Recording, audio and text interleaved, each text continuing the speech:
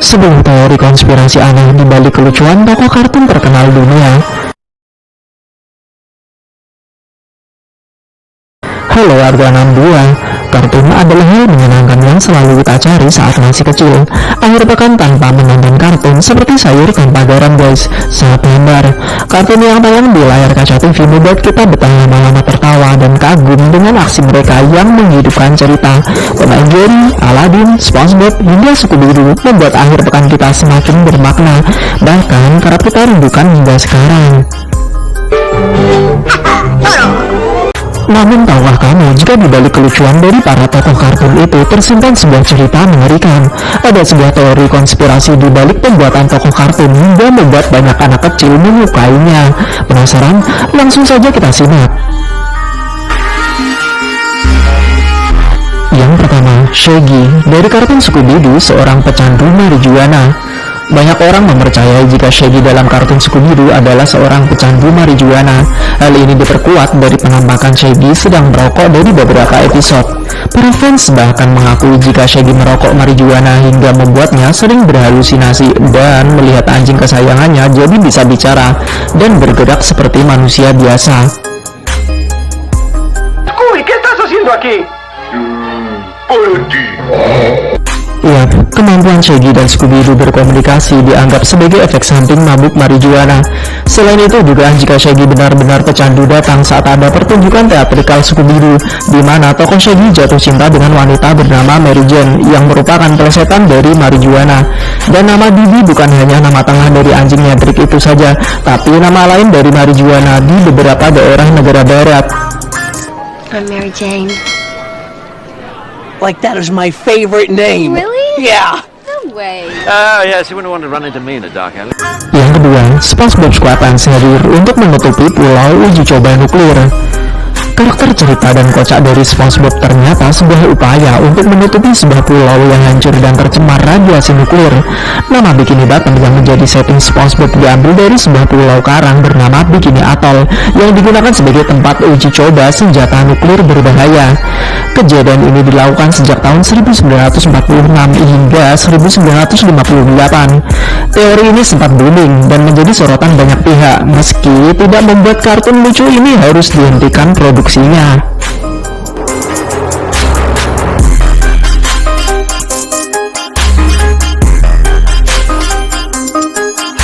Yang ketiga, Tom dan Jerry adalah simbol propaganda perang.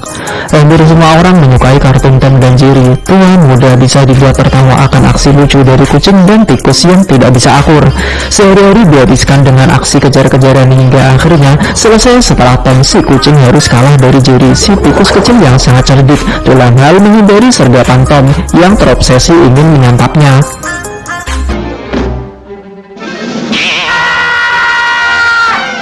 Kartun ini dibuat tahun 1940, tahun yang sama saat terjadi agresi antara tentara Inggris dan tentara Jerman. Sebuah teori menyebutkan jika Tom adalah simbol dari Inggris dan Jerry yang kecil simbol dari Jerman. Apapun yang terjadi, selalu saja Jerry yang berhasil menang.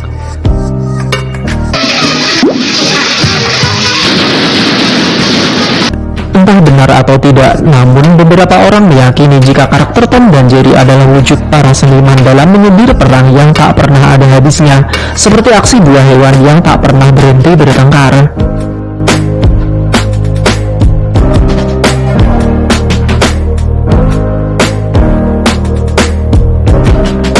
Yang keempat, Charlie Brown adalah simbol kehidupan penderita kanker. Pernahkah kalian memperhatikan karakter Charlie Brown dalam serial kartun Peanuts yang ada karakter anjing Snoopy-nya? Ada berapa rambutnya? 3 helai. Bagaimana karakternya? Pemalu. Benar. Tapi satu hal yang harus kamu ketahui tentang teori di balik pembuatan karakter unik ini. Ternyata, karakter ini terinspirasi dari seorang penderita kanker yang selalu merasa depresi berurusan dengan prediksi waktu meninggal dan juga gugurnya rambut perlahan-lahan saat menjalani kemoterapi. Who in the world is Lila? If I don't find out who Lila is... Karakter Charlie Brown adalah simbol seorang penderita kanker yang selalu nampak tak bahagia. Ia selalu susah menjalin hubungan pertemanan, terlebih memikirkan waktu hidupnya yang tak lama lagi.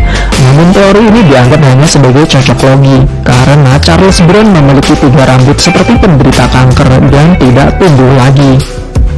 So when I got up this morning, Linus, my kite was gone. I hope whoever took it can fly it better than I could. Yang kelima, Donald Duck adalah karakter dengan gangguan jiwa. Episode Donald Duck yang berasal di awal 30-an memiliki perbedaan yang sangat signifikan. Awalnya Donald Duck memiliki karakter yang sangat baik, sangat penyayang dan kalem. Namun saat Perang Dunia Kedua berlangsung, episode yang hadir jadi berbeda. Karakter Donald Duck yang awalnya kalem jadi suka marah dan selalu emosional dalam segala hal, terlebih dalam menghadapi keponakannya.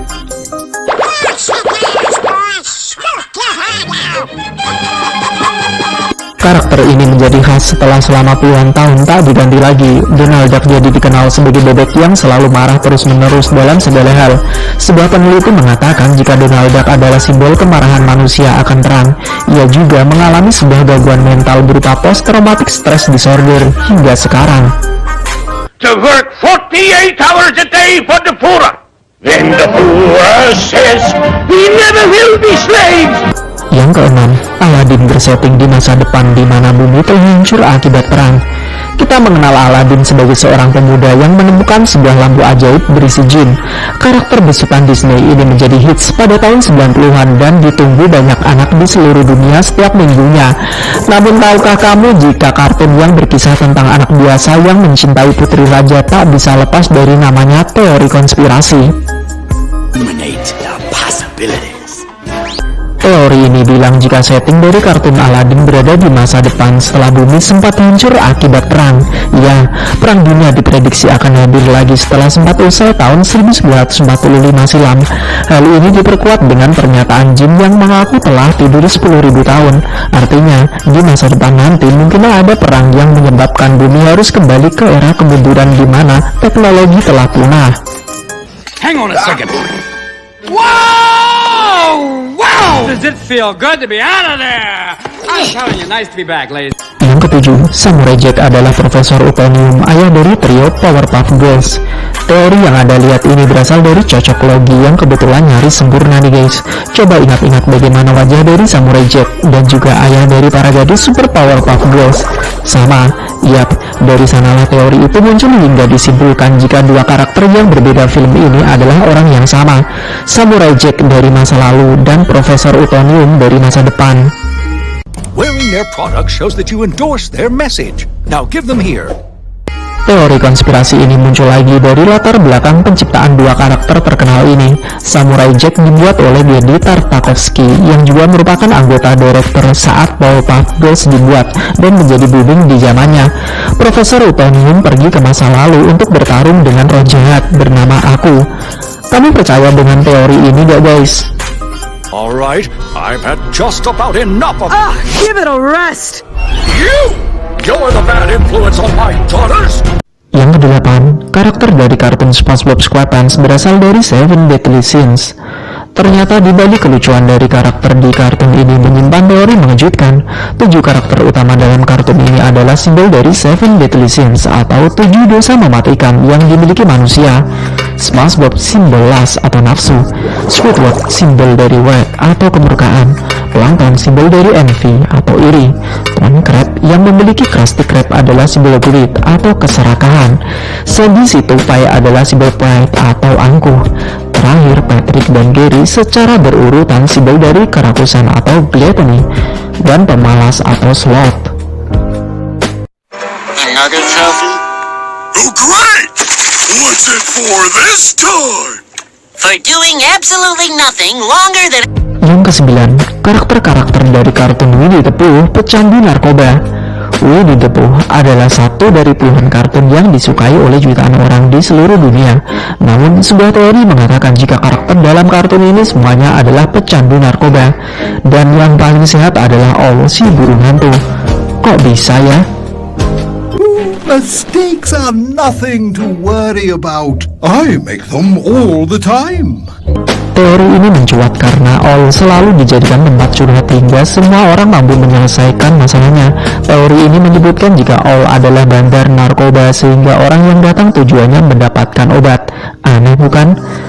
Namun banyak juga yang percaya dengan teori konspirasi ini. Selain itu, tokoh manusia yang bernama Christopher Robin sedang mengalami halusinasi saat berbincang dengan para hewan hutan ini. Ia juga dianggap sedang mabuk akibat obat-obatan terlarang. Teori yang gila ya guys.